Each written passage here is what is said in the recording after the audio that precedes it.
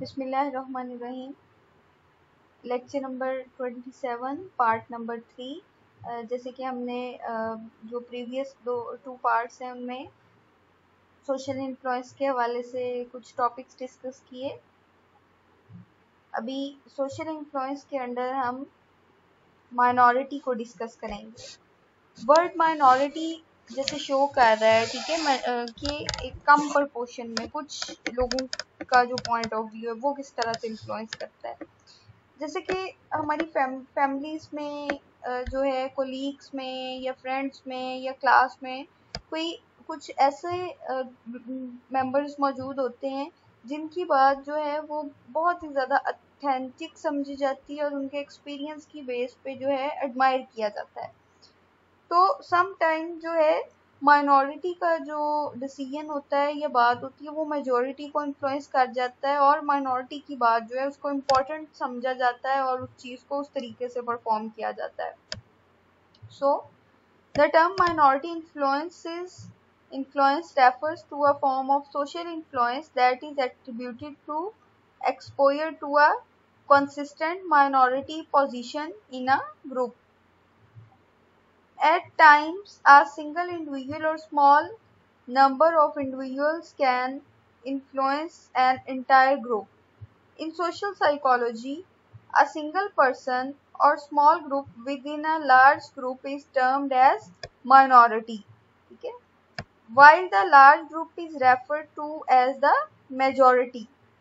Just as the majority pushes for group unity, the minority can push for independence and uniqueness. After all, if people always confirmed, how would change occur?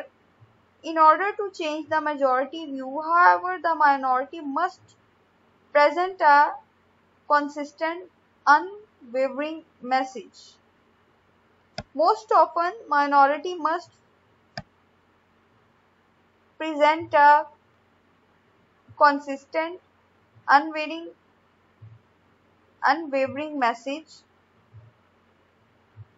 and that shifts majority opinion by means of informational social influence.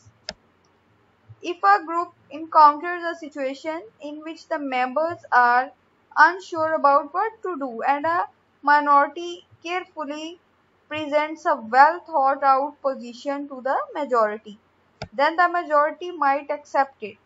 In this way, juries can change course. ठीक है, juries must provide decisions and sometimes only one voice disagrees with the majority. If that minority of one offers a logical argument for the dissenting opinion, the majority might change their views. तो इस तरीके से minority जो है वो majority के decision को या ओपिनियन को इन्फ्लुएंस करती है और एक चेंज जो है वो अकर हो जाता है, जिसके नतीजे में जो है वो माइनॉरिटी जो है उसकी बात को एक्सेप्ट किया जाता है, एडमायर किया जाता है। सेकंड, इसमें हमारे पास जो है टर्म दैट इज ओबीडेंस। ठीक है, ओबीडेंस। अच्छा, अब ओबीडेंस जो है इस हवाले से कि वो लोग जिनको स्ट्रांगली एडमायर किया जाता है उनको ओबे किया जाता है। इसमें पेरेंटल फिगर या अथॉरिटेटिव फिगर्स हो सकते हैं, जैसे बच्चे जो हैं वो पेरेंट्स को एडमायर करते हैं, अपने टीचर्स को एडमायर करते हैं, ठीक है, एम्प्लॉयज एडमिनिस्ट्रेशन को एडमायर करते हैं और सम टाइम एक मैसेज पे या एक वॉइस पे जो है वो कोई भी एक्शन जो है वो परफॉर्म कर लेते हैं और anything. So, obedience is a form of social influence that involves performing an action under the orders of an authority figure. इसमें ये देखना होगा कि अथॉरिटी फिगर जो है उसका कितना इन्फ्लुएंस है और किस हद तक लोग जो है वो ओबे कर रहे हैं। इसके लिए जो हिटलर की एग्जांपल जो है हम ले सकते हैं। एडोल्फ हिटलर ने जो था, जो सारा हॉलोकॉस्ट का जो मतलब इवेंट हुआ था, उसमें जो एडोल्फ हिटलर था वो अकेला नहीं था, उसके साथ जो थी एक मेजॉरिटी शामिल थी जो उसको ओबे करते थे। ठीक है, वो he did not act alone. ठीक है, मेजॉरिटी जो थी उसके साथ थी और ये सारा जो था प्रोसेस और ये सारा इवेंट जो है अकर हुआ, तो दैट इज ड्यू टू ओबीडेंस। तो इस हवाले से जो है ओबिडेंस में हम जो है इसको फिट करके देख सकते हैं। एक हिस्ट्री का एक बहुत बड़ा वाकया जो कि हुआ था, और ग्रुप ऑफ पीपल जो था वो इस चीज को ओबे कर रहे थे। एक मेजोरिटी थी लोगों की, ठीक है, जो इस चीज में शामिल थे साथ। देन हमारे पास इसके बाद जो नेक्स्ट आता है topic, that is social perception. अच्छा, हमने प्रीवियस जो चैप्टर्स थे उसमें सेंसेशन के चैप्टर में परसेप्शन के हवाले से देखा था। परसेप्शन क्या है? Perception something that you perceive with the help of your senses, ठीक है। आप एक्टिव होते हो, टेंशन पे करते हो किसी चीज को, और अपनी सेंसेस के थ्रू जो है डिफरेंट जो ऑर्गन्स हैं वो मैसेज जो है रिसीव करते हैं, एंड देन ब्रेन प्रोसेस करता है, एंड यू नो समथिंग, ठीक है, आप कुछ जानते हो किसी चीज के बारे में, इंफॉर्मेशन कलेक्ट करते हो। तो सोशल परसेप्शन क्या है? सोशलाइजेशन के हवाले से, समाजियत के हवाले से, ठीक है, सोसाइटी के हवाले से चीज़ों को अंडरस्टैंड करना, जानना, समझना, सोशल परसेप्शन के पर्सपेक्टिव में जो है आ जाता है। सोशल परसेप्शन जो है, it is the study of how people form impressions of and make inferences differences about other people. It also refers to the processes through which person use available information to form impressions for other people, to assess what they are like. So people learn about others' feelings, emotions by picking up on information, and connect it from their physical appearance and verbal and non-verbal communication. So social perception जो है इस हवाले से, इस context में जो है rich amount of information जो है वो प्रोवाइड करती है। किसी ने कैसा हेयर स्टाइल बनाया है, कैसी ड्रेसिंग की है, क्यों है ऐसा, अगर कोई जो है वो झूठ बोल रहा है, कुछ समथिंग इज गोइंग रॉन्ग, उसके पीछे क्या जो है रीजंस हैं। तो सोशल परसेप्शन जो है इस हवाले से जो है प्लेंटी ऑफ इंफॉर्मेशन जो है एक रिच अमाउंट में इंफॉर्मेशन प्रोवाइड करती है, और इन तमाम चीज़ों को अंडरस्टैंड करने में हेल्प आउट करती है। अच्छा, सोशल परसेप्शन के साथ जो है एक इम्पॉर्टेंट फैक्टर एट्रीब्यूशन जो है वो अटैच है। एट्रीब्यूशन क्या है?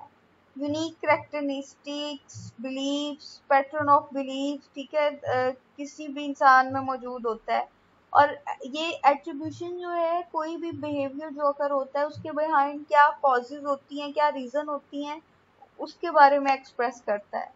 सो attribution जो है, it is being able to successfully identifies a person's behavior based on the current context of the situation.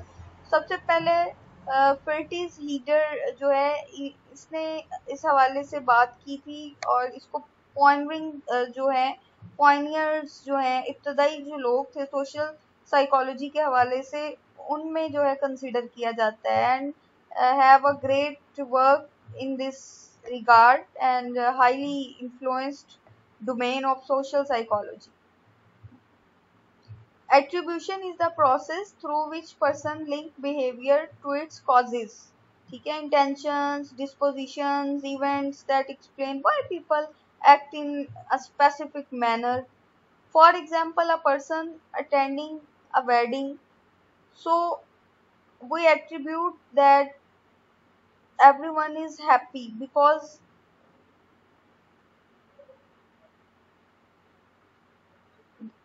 someone is getting married, so it is a time of celebration,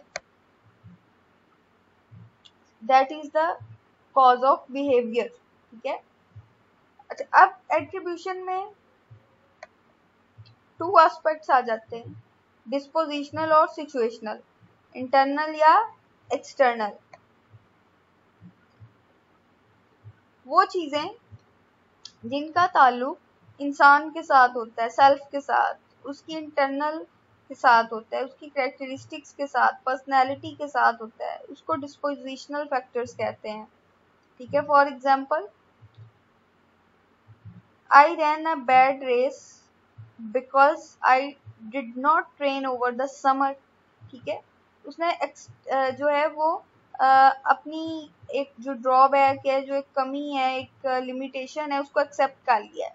इसी तरीके से अगर papers में अच्छा perform नहीं किया, एक person fail हो रहा है, देन वो इस चीज़ को जो है वो एडमायर करेगा कि उसने उसके पार्ट से जो थी डेफिशिएंसी थी, ये उसकी जो है वो कमी है, जिसकी वजह से ये चीज़ जो है उसकी लेजीनेस है, वो गुड मार्क्स जो है सिक्योर नहीं कर सका। ऑन द अदर हैंड, जो सिचुएशनल फैक्टर्स हैं या इन्वायरमेंटल एक्सटर्नल फैक्टर्स हैं, उसमें जो है I ran a bad race because it was too hot. Climate को, वेदर कंडीशन को जो है वो उसके साथ एसोसिएट कर रहा है बिहेवियर की कॉजेज को, that is due to this. So internal factors में पर्सन से रिलेटेड उसके पार्ट से जो चीज़ें होती हैं वो तमाम आ जाती हैं, और सिचुएशनल में जो एक्सटर्नल फैक्टर्स होते हैं, वेदर कंडीशंस हो गई, नॉइज हो गया, ठीक है, अमाउंट ऑफ लाइट हो गई, एंड मैनी मोर फैक्टर्स, यानी इन्वायरमेंट के हवाले से जो आ जाते हैं। तो इस तरीके से एट्रीब्यूशन यानी कॉजेज ऑफ बिहेवियर के बिहाइंड जो कॉजेज होती हैं उनको एक्सप्लेन किया जाता है, और सिचुएशनल एंड डिस्पोजिशनल कॉन्टेक्स्ट के साथ जो है वो एसोसिएट किया जाता है। तो आज का जो हमारा लेक्चर है, उम्मीद करती हूँ कि आपको जो है एक बेहतर अंडरस्टैंडिंग जो है सोशल इन्फ्लुएंस के हवाले से इन चीज़ों के बारे में, इन टॉपिक्स के बारे में डेवलप हुई होगी। तो आज का लेक्चर जो है हम यहीं पे वाइंड अप करते हैं। इंशाल्लाह जो हमारा नेक्स्ट लेक्चर होगा उसमें हम सोशल साइकोलॉजी के हवाले से जो है किसी और पर्सपेक्टिव में जो है डिफरेंट जो सब टॉपिक्स हैं उनके हवाले से जो है डिस्कस करेंगे, और इसको जो है कंटिन्यू करेंगे।